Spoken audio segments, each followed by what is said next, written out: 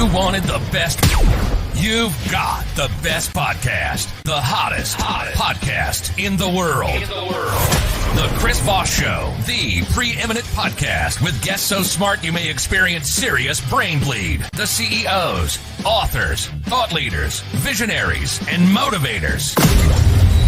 Get ready. Strap yourself in. Keep your hands, arms, and legs inside the vehicle at all times, because you're about to go on a monster education roller coaster with your brain. Now, here's your host, Chris Voss. Hi, folks. This is Voss here from thechrisvossshow.com, thechrisvossshow.com. Welcome to the show, my family and friends. We certainly appreciate you guys being here, being a part of the grand show. Almost going on 15 years in September, over 1,400 episodes on our way to 1,500. What more greatness can we bring to you 2 to 3 times a weekday and 10 to 15 times a week? There's so much plethora of stuff that we're doing, and we just started reposting stuff on TikTok. So give us a follow over there. We found an AI that's so amazing. Artificial intelligence is going to be so amazing, and we just found a way that it can cut up the massive amounts of shows that we have, reformat them in a top to bottom format for TikTok. And I'm just so excited about it. So we're posting stuff over there. So please go over there and give us some love, because we need more smart data and stuff on TikTok. Have you seen it lately? It needs some help, but there's a lot of fun over there too as well. Anyway, guys, as always, refer the show to your family, friends, and relatives. Goodreads.com/Chris Voss, YouTube.com/Chris Voss, and LinkedIn.com/Chris Voss. Subscribe to that big old LinkedIn newsletter. That thing is killing it over there. We love it. We have an amazing author and gentleman on the show. He is both. He's not, sometimes we just have amazing authors, and then sometimes we have gentlemen on the show. But today we have a gentleman who has both things going for him. I don't know, when the women come on the show, they can't be gentlemen, right? So see what I did there? Anyway, they're like, that joke doesn't fly, Chris. Knock it off. Some jokes kill people, some jokes die, and sometimes they're funny if they die and they kill. He is the author of the new book that just came out February 21st, 2023. The book is entitled Soil and Spirit: Seeds of Purpose, Nature's Insight, and the Deep Work of Transformational Change. And I think you're really going to enjoy this experience, because I like the imagery and the analogy that he's using here in his book on how to improve yourself and your life. Ian C. Williams joins us today. He is a best-selling author, speaker, and business advisor devoted to personal and planetary well-being. At the age of 24, a single mystical experience transformed his life forever. We're going to find out what that means. Now he speaks and teaches about personal and spiritual development internationally. He also founded Still Point Insight, a social enterprise that helps mission-driven organizations scale solutions to global challenges. He's a gifted speaker and process facilitator who leverages a background in education and regenerative design to generate simple solutions for complex challenges. He has a Master of Public Affairs with an emphasis in leadership strategy, my favorite subject, and organizational culture, from the University of Minnesota Humphrey School of Public Affairs. He joins us now. Welcome, Ian, to the show. Much appreciated. Thanks for the opportunity. There you go. And Ian, there's a picture of you on your bio that you sent me that has you with very short hair. So you've changed quite a bit. You've got the long hair now. You've got kind of the earthy look more going on. Yeah, I may have had it pulled back. It's been a long time since I've had short hair. Oh, is that what it was? There you go. Might be. There you go. I miss the days when I had long hair. So welcome to the show. Give us your .com so people can find you on the interwebs. Yeah, reviveyouandi.com. It's the word revive, the letter U, ANDI.com, or stillpointinsight.com. There you go. So what motivated you to write this book? Honestly, the answer to this question is always the same. It was other people. It all started with that mystical experience at the age of 24, which led to a deep journey inward, right, into the soils of self, as sometimes I say. And as I just began sharing that process and the insights that I'd learned and the self-awareness that came with that journey, I just had a number of people over a number of years say, where did you learn this? And when I told them it all just kind of came from inside, they said, you got to start teaching this. You got to share it. You got to tell people, put it in a message. So I think the book was a long time in the making. It started in, different ways long before the book, but ultimately it was like, I need to put together this kind of manifesto because it's really the bedrock of all of my work personally and professionally. There you go. Why did you title it Soil and Spirit Seeds of Purpose, Nature's Insight and Deep Work for Transformational Change? Give us a 30,000 overview of what's in the book, please. The idea of soil and spirit is really that there's, of course, it's kind of a double entendre, right? There's a soil, there's a substrate to the spiritual process. Mm-hmm. And I really wanted to speak to that, right? Try and get down to the core of it all. So it's very non-dogmatic, but it's very direct. Mm-hmm. And of course, it's also a direct nod to nature and the natural world, right? So nature is used as this touchstone and this teacher and analogy throughout, because ultimately that's where a lot of these insights, I mean, all of these insights come from, right? We come from the natural world, we will return to it. Mm-hmm. And that's the backdrop, right? And that's probably, well, some people are now saying that artificial intelligence may be the next greatest existential threat, right? Even greater than climate change. But the bottom line is we've got big challenges and therefore big opportunities. So that's really soil and spirit. But the subtitle, Seeds of Purpose, Nature's Insight, the Deep Work of Transformational Change, really gets into the content of the book itself, right? I'm just trying to connect people with opportunities to discover, uncover, design their own purpose, understand how that fits into the natural world at large, not just the environment, but also like social landscape, in order to lead to that transformational change, right? So if we want to change the world, we need to change ourselves. That cliche, but eternally relevant truth. And so it's my attempt at offering that message with my own twist on it. But really, it's just designed to connect people with themselves so that they can go out into the world and be effective agents of change. There you go. And using that soil and spirit sort of analogy, we'll get into some of the details here in a bit.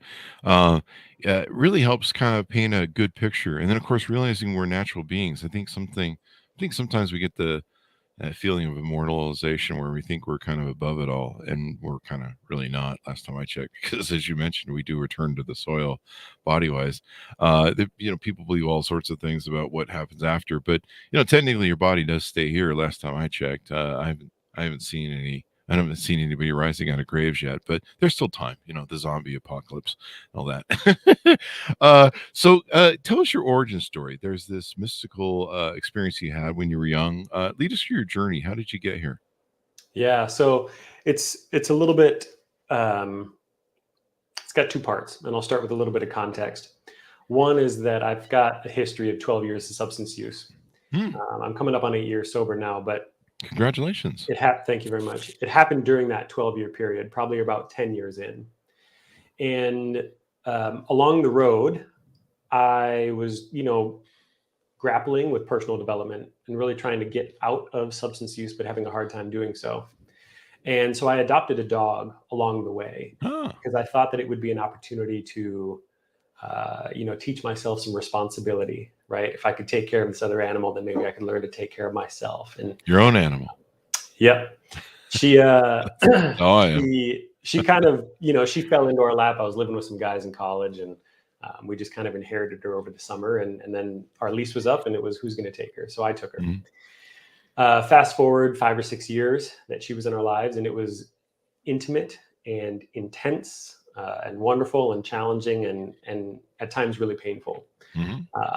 She came from a checkered past, and obviously I was in the midst of my own checkered past. And so we had some troubles, a lot of dog fights, a lot of people bites. And ultimately it got to the point where I realized this can't continue from a quality of life standpoint.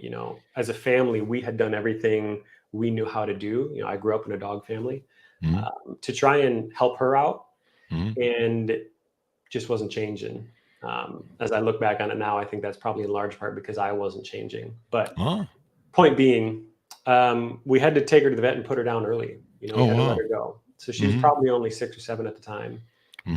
And as traumatic as that is for anybody who's owned a pet before, right? They'll know that there's this period in the home where it's still a bit odd that they're not around, right? Because you're so used to them being, their energy being in the house every day. And so it was just a couple of days after we went to the vet for the last time with her.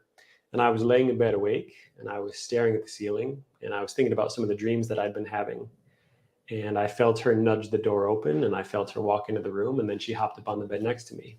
And she was standing right next to my head, and I could see her and I could hear her, but she didn't make an imprint on the mattress. Wow. And she curled up and she let out that patented sigh that she did every night that said, it's time to go to bed. And I rolled over to face her and I fell asleep. Wow.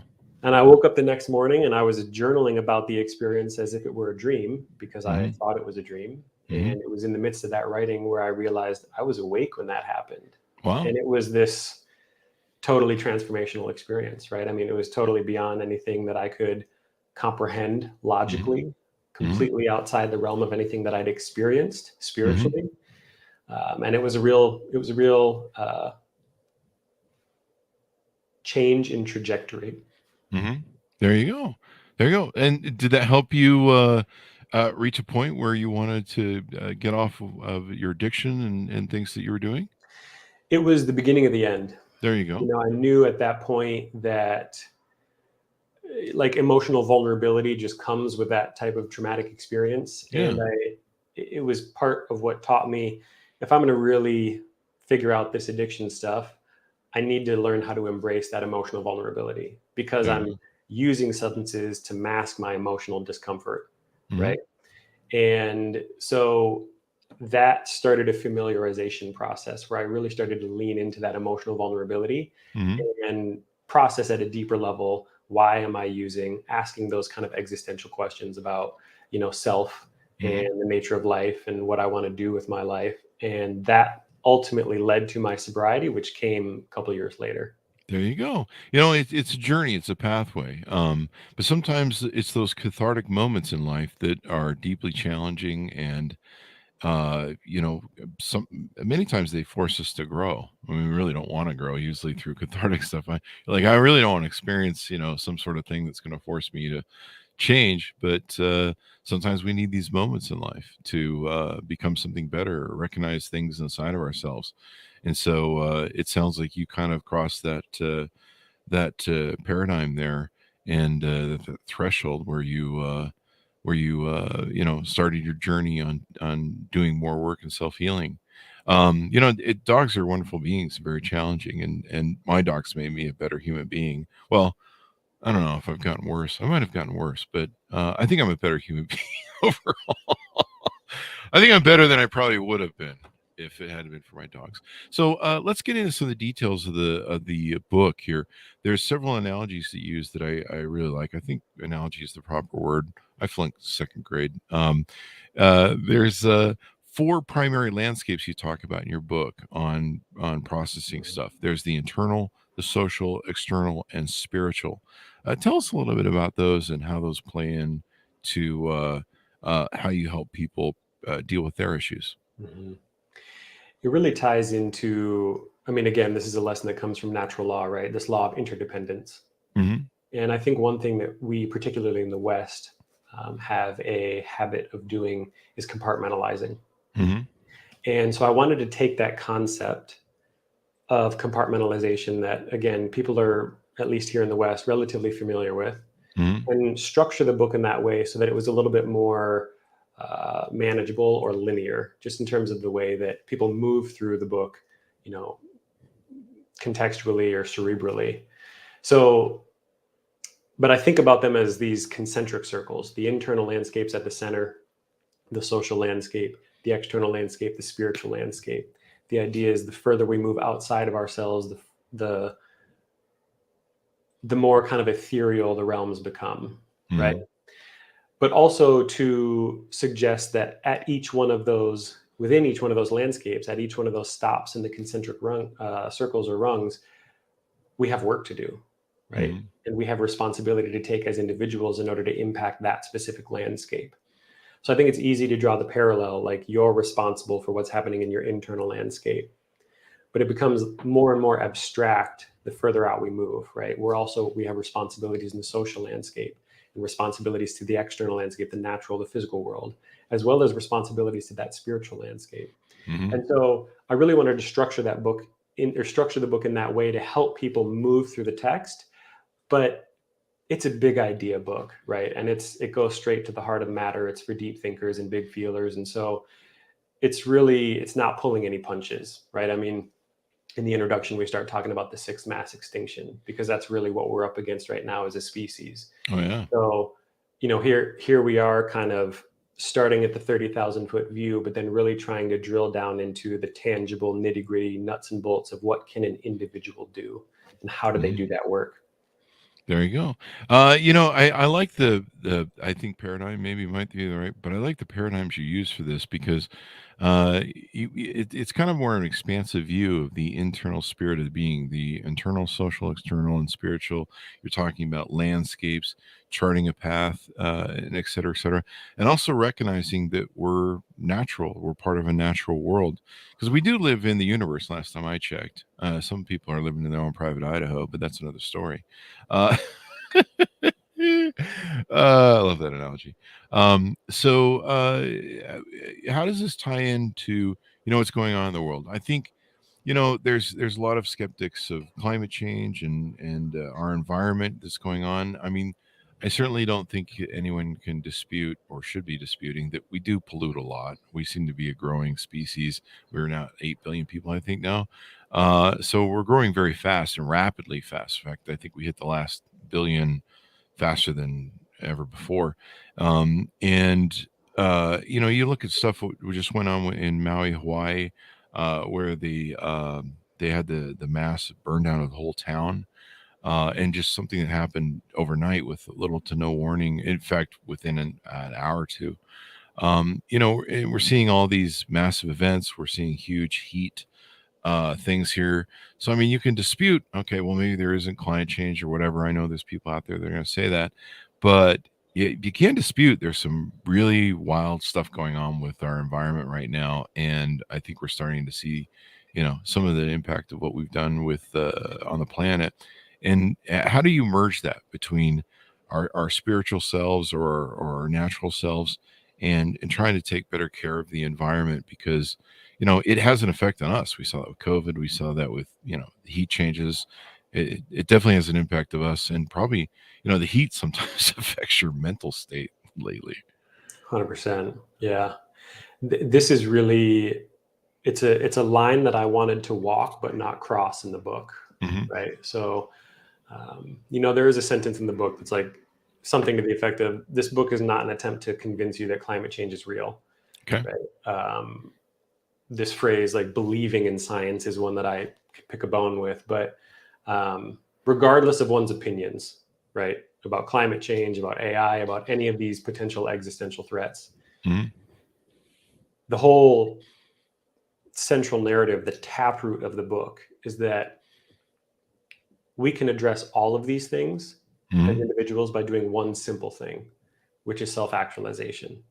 Right. And so the idea is not, hey, we need to necessarily rally together and, all believe the same thing so that we can orient around a single movement or initiative, but rather we need to go inward and do that deep internal work of self-discovery and awareness, so that then as we look outward, we can understand where we fit in terms of, the giant puzzle of life, and what skills we have to offer, what passions we have to pursue, and how we can kind of triangulate those things with who we are. Mm-hmm. Right. And so it's not a rah book about, hey, we need to rally the troops and address the climate crisis, even though those are my personal opinions. Mm-hmm. I worked really hard to keep those out of the book, because the idea is, again, if we can just focus on self-actualization, that's the single linchpin that's going to be the cascading effect that's going to lead to, change at scale. When more individuals do that internal work, then they can go out into the world and be more effective at creating the change they want to see. There you go. And this also connects back to the addiction recovery and sobriety piece, which is a big part of my healing journey, was just spending time in nature. And that was one of the first places, the first environments where I really felt included, right? Because I could disappear into this landscape, into this wilderness, and the birds and the bees kind of forget about you if you sit there long enough quietly. That was that first place where it's like, okay, this inclusivity piece it's not just real at a human to human level. It's real at an environmental level, right? We're not living on this planet, we're living in this planet. Oh. And so to take those things and to try and translate them into actionable to-dos was really part of what I was trying to drive with the book, because I've been the person who's asked these big questions. What do we do about climate change? What do we do about social injustice? What do we do about XYZ? And you just tie yourself up in knots thinking about where to start. Yeah. It seems pretty big to try and tackle, right? Mm-hmm. So that was beautifully said. I love what you put there. Thanks to Adam for calling in the show. Thanks for ringing in there, Adam, and glad you're enjoying the show. So I like what you talk about. I recently started doing this thing where I go sit in my backyard, and there's beautiful trees and nature out there, and I get to spend some time with my 2 huskies. But I started a thing where I went out and sit in the morning with my morning coffee, and and sometimes I'll take my shirt off and I'm just collecting my vitamin D, and I'm trying to also reset my rhythms. What are those things called? Your Arcadia rhythms? Circadian rhythms. I want to call them Arcadia. I think it's a video game. But my circadian rhythms. And so I started doing this thing about a few months ago, and I'll go out and I'll sit on the bench in the sun in the morning. And my body really likes it. I don't know, it could be psychosomatic, but I go sit out there for 15, 20 minutes trying to soak up my vitamin D, my natural vitamin D. I go try and get those circadian rhythms done, and I usually sit in peace and quiet, and I just kind of listen to the stillness of nature. Sometimes, a lot of times I'll read meditations by Marcus Aurelius or some other Stoic, Seneca, and things like that. And try and just kind of get into a calm state of mind before I begin my day, and kind of get a frame where I feel really in control before I greet all the emails and all the craziness and all the people yelling at me on, whatever, they need and whatever I need and blah, blah, blah. You know how it is when you open that email, you're like, holy shit, you kind of feel sometimes disempowered, and you're chasing the emergency fires of the day. And so it kind of gives me that little time. And it's kind of interesting. Every now and then I maybe won't feel like going out, or something's going on or something. And now when I go out in the sun, my body goes, hey, you need to go sit out in the sun more and stuff. My body really likes it. And so I've kind of started trying to connect better with nature, I guess what I'm trying to say. And I'm feeling the vibe with it, where there's a sense of peace and tranquility that I do get out there. I mean, it's a bit obvious when you say it out loud, right? Yeah. Like, we're natural beings. It's like, yeah, duh. But to think about the level of naturalness to the lives that we lead sends us down a deep rabbit hole, right? I mean, there's no question that the technology that enables you and I to talk to one another digitally is amazing. At the same time, again, at least particularly here in the West, it seems like we've taken incremental steps to move further and further away from nature connectedness. And from an evolutionary standpoint, all of our rhythms, the circadian rhythm being one of them, are directly tied to the natural world, right? And I'm going to forget the nitty gritty science, because I'm more of a systems thinker than I am a detail guy. But Andrew Huberman's also got a great podcast, science related, talks about the importance of light, right? And the importance specifically of getting light early in the morning, because it triggers a specific neurotransmitter that then sets your sleep clock for later in the day. Yeah. Right. And so we can stumble upon these things intuitively, like I did, wandering off into the woods because I just needed some alone time and some stillness, and then starting to uncover inclusivity and change being a constant, and et cetera, et cetera. But we can also start to look at these things through a scientific lens, right? Which is, what are the effects that are happening in the body when we do X, Y, and Z, when we engage in nature in X, Y, Z. And it's one of the reasons that I spent some time in the field of nature-based therapeutics. There's a whole, body of scholarly work devoted to what's the impact of nature on our health and well-being. And, for people that are really science-minded, if there's, a sense of like this being a little bit too woo-woo, just go read the science, right? I mean, go read the data. It's the same with mindfulness-based practices. If that all seems a little bit too woo-woo, just go read the data. It's out there. Yeah, we come from nature, eh? nature in the universe. Last time I checked, I don't know. Does anybody feel like I mean, unless you're an alien, you probably came from another planet, but there's still probably a nature on that planet you came from in the universe. Even still, you're in the So same universe. so let's get a plug in here for your two websites. You have Revive You and I with the initials U and I, and then you have stillpointinsight.com. Tell us about these websites, the work that you're doing for individuals and companies, et cetera, et cetera. Mhm. Yeah, so Revive You and I is really it's my own personal website, right? For the speaking and the teaching that's largely connected to personal and spiritual development and nature connectedness. So if people are interested in, having me on a podcast or bringing me out to a conference or an organization, etc., Revive You and I is the place to go. Um, as I was moving through my own individual journey, I realized that in order to have the impact that I felt I could have in the world, I needed to start working with organizations, specifically organizations that are working at solving these big problems. Because I've been a part of mission-driven organizations, and I know that burnout is real, and I know that organizational dysfunction leaves a lot of meat on the bone when it comes to the impact that these organizations could have. So I took a lot of these lessons and I just applied them to organizational development. Right, took the personal development lessons and applied them to organizational development. That's Still Point Insight. So we help mission-driven organizations not only build culture but also capacity through a number of different initiatives, right? One is leadership advising, leadership strategy. Another is employee well-being and engagement. And then third is social and environmental impact. The idea that we can move into these organizations and really, again, from the inside out, build robust, resilient systems, we can increase the positive impact of those organizations. That's entirely separate. It's not just me as an individual, it's an organization, other people in it. And so I felt like it deserves its own website, its own place to live on the interwebs. There you go.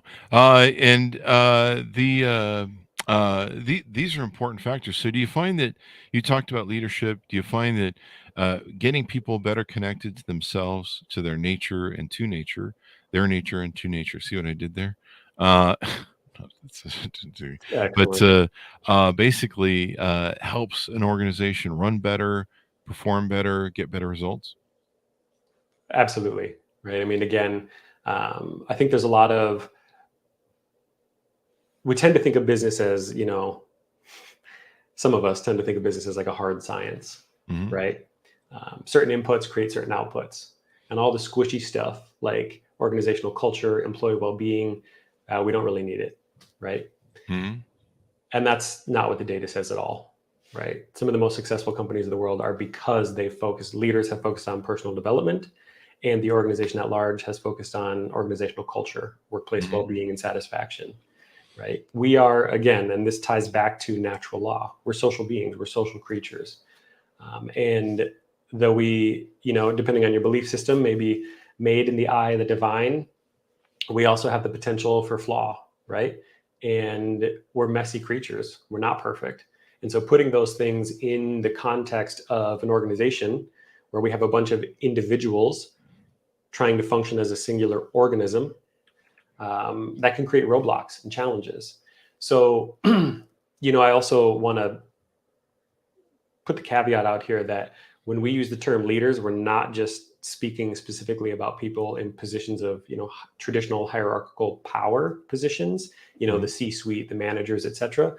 There's also leaders of culture, right? The people that actually make that workplace sticky because people like working with them, people enjoy spending time with them, et cetera, et cetera. So we're trying to move into these organizations and again support them from the inside out. We do that through helping them build robust business processes, right, and Mhm. resilient business processes, but also then providing foundational skills in employee well-being. Because Mhm. the idea is if we're healthier as individuals, we have greater capacity to affect greater change, right? So again, it's that same kind of in to out theory of change, but it's absolutely targeted on those specific levers or leverage points within the organization, which are largely people and process and purpose. There you go. And I imagine it makes quite a difference. Give us some examples of some things you've seen where organizations are transformed with your work. From a business process standpoint, kind of one of our flagships is that we work with the team. They were working 10 to 12-hour weeks, 6 to 7 days a week, essentially 70, 80 hours a week. We were able to help them maintain the same volume, sales volume, but do it in 40 hours a week. Mm-hmm. Right. So we essentially lopped off 40% of their working time just by changing their business processes. Of Wow. course, one can, see the correlation that would have also on quality of life and employee well-being. But the other thing is, moving into a space where what we would call that kind of purpose realm, right? Where people they're excited to come to work because they believe in the mission of the organization, but they also understand how they fit into it. Mm-hmm. And this is something that we experience and see a lot with the organizations that we work with. Largely, they're growing organizations, right? In that kind of small to medium size, or teams that are in that small to medium size range. And what I mean by that is 0 to 500, right? It's a huge spread. But as the organization grows, the business processes become more complex, typically.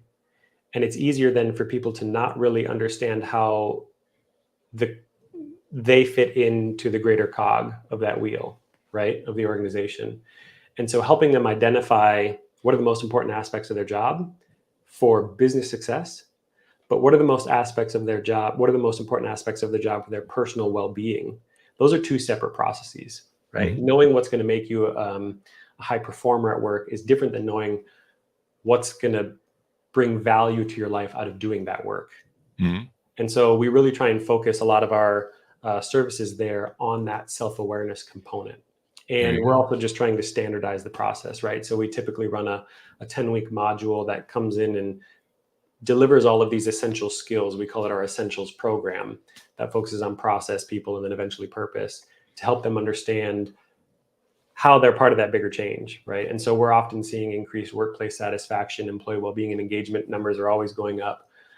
And ultimately, as that organization is just happier and healthier, then we can start to ask bigger questions. For example, what do we want the impact of this organization to be outside of the widgets that we make or the services that we sell, right? Like, could we implement a volunteering or giving back type of program that allows us to move beyond the impact of our mission as an organization and move into a place that's more specifically service oriented? Mm-hmm. There you go. I mean, the great thing about being a business is being able to give back if you're successful and contribute to the world in a much larger sense.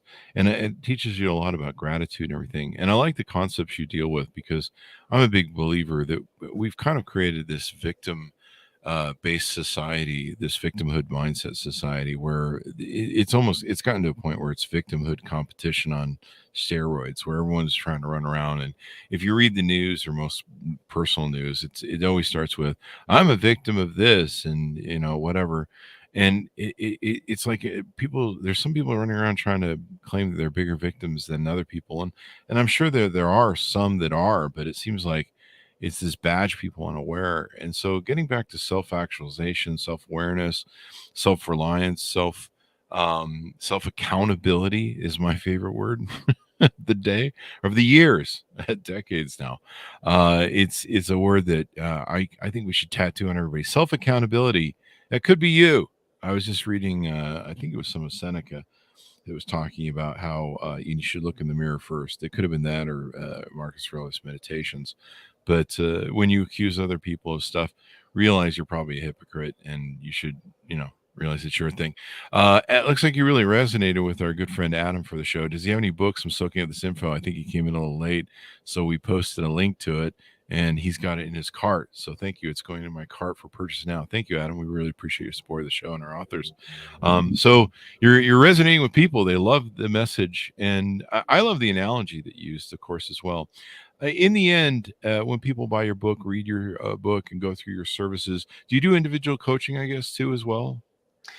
I don't typically do individual coaching. Okay. I don't want to say that I've outgrown it, but it's just a matter of I'm really focused on having impact at scale. Mm-hmm. And it's hard to do that one-to-one. Yeah. So I typically, prefer to speak to groups. If there's an individual that approaches me, oftentimes my answer is, hey, if you can round up a handful of people, a couple dozen people, a couple hundred people, then let's talk. Mm-hmm. But this is also, again, why we largely focus on the organizational aspect too, right? Because it's, for good or for bad, a captive audience. There you go. So what do you hope people come away with when they read the book? What do you hope that their thoughts are?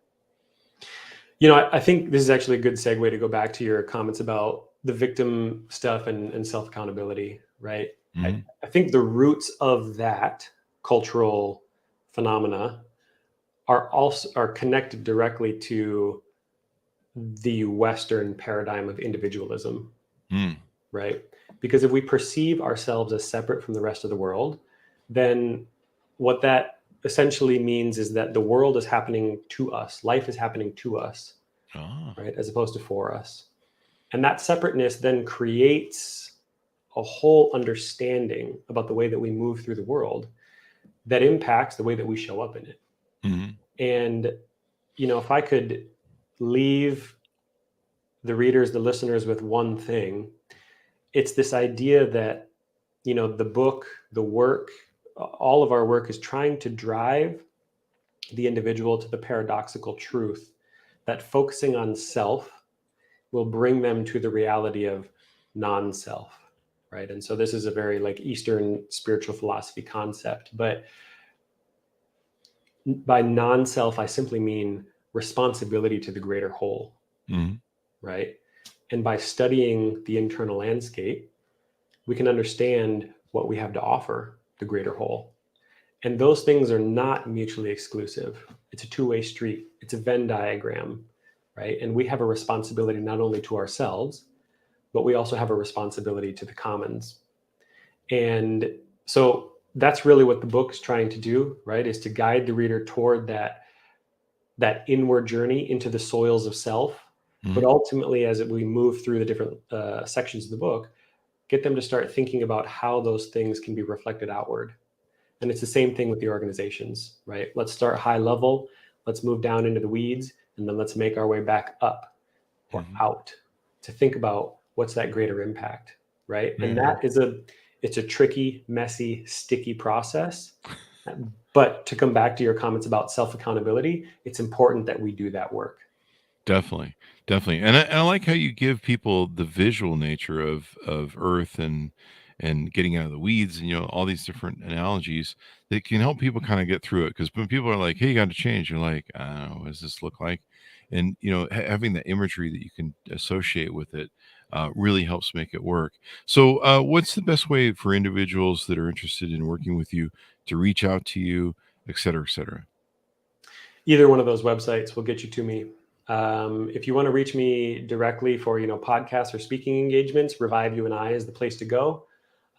If you're looking specifically for consulting work, if you're a business leader out there, Still Point Insight is the way to go. The reality is, if you reach out to either one of them and ask for me, you'll find me. And I'm doing my best to get better in the social media realm. It's typically not the best way to get a hold of me, simply because I don't keep those apps on my phone, and I do compartmentalize that aspect of my life. Mhm. So reaching out through the website is one of the best way to go.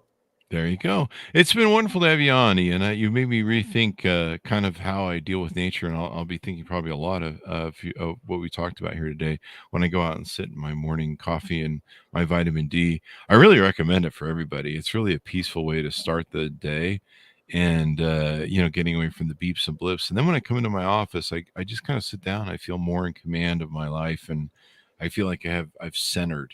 It's kind of a weird thing, but I have a centering frame with it. And then when I, light up my computers and stuff after sitting out in nature, I feel more in command of everything. Like I'm controlling how it's coming at me as opposed to just waking up and feeling like I'm dodging everything. Yeah, I mean, if I could offer one final quote unquote productivity hack, maybe it's a Mhm. quality of life hack. Um, don't start your day with email. It's the worst thing that you can possibly do, right? Yeah. So if you have a morning routine, wonderful. If you don't have a morning routine, you know, it doesn't need to be super complex. But I think Mhm. what you're pointing out is the value of that centeredness, right? When you Yeah. step into your day, that is the portion of your day that's outward facing, the work that you're doing in the world. Mhm. And to sit down at your desk at the first thing in the morning and open up your inbox, it's the worst thing that you can do, because every single one of those emails is not only a different notification, but it's a different context switch.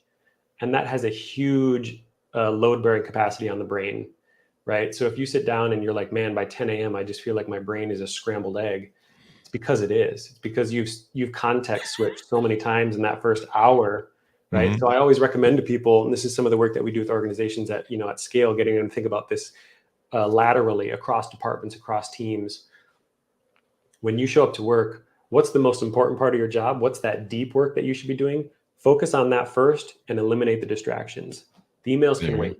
There If you there's go. really a fire to put out, they're not going to be sending an email. They're going to be either knocking on your door or giving you a phone call, right? So don't mistake efficiency for effectiveness. Yeah. And whatever you do, don't turn on the news, for Christ's sake, when you wake up in the morning. I mean, the news is important, but save it for later when you're kind of in there. You have a new fan, Adam Husky. Thanks for once again. He says it will definitely help with his mental journey. So we've helped one person today, and I'm sure as the podcasts go out, it will help thousands of people. Ian, thank you very much for coming on the show. Really appreciate your deep insight today. Appreciate the opportunity, Chris. Thank you. There you go. And thanks to our audience for tuning in. Go to goodreads.com/Chris Voss, youtube.com/Chris Voss, linkedin.com/Chris Voss, and TikTok. We got the new AI making the new TikTok formats. It's kind of cool. It puts us on top to bottom and it cuts the show. And we're trying to make sure it cuts all the funny parts of the show because I have some dumb jokes I tell during shows. Anyway, guys, thanks for tuning in. Be good to each other. Oh, the TikTok is like Chris Voss 1. Go see it, or Chris Voss Show podcast. Thanks for tuning in. Be good to each other. Stay safe, and we'll see you guys next time. There you go. Great show, man.